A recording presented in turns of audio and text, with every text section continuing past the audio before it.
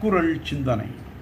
தலைவியின் எழில்நிலை நோக்கி உள்ளம் உடைந்து நின்ற தலைமகன் அவளுடைய புன்னகையோடு பார்த்த இனிய பார்வையில் தன் வசமிழந்து முழுவதும் அவள் வசமாகி என் உயிர் பறிபோயிற்று என்று பெருமகிழ்ச்சியோடு கூறுகின்றான். தலைவியை கண்ட உடனேயே அவளுடைய கண்ணழகில் ஈடுபட்டு காதல் வெள்ளத்தில் மூழ்கி தன் உள்ளத்தை இழந்து நின்றான். ஆதலால் அவளுடைய கண்கள் என்னை கொல்கின்றன என்றான். கண்களின் அழகில் ஈடுபட்ட தலைமகன் அப்பேரழகுடைய கண்களை உடைய தலைவியை யான் திருமணம் புரிந்து நுகர்வது எந்த நாளோ என்று ஆற்றாமை மிகுதியால் அலமந்து நின்றான்.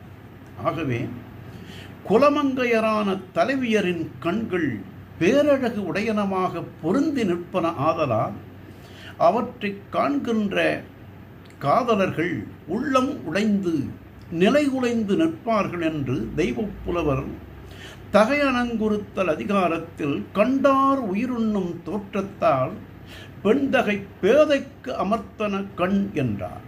நாளையும் சிந்திப்போம்.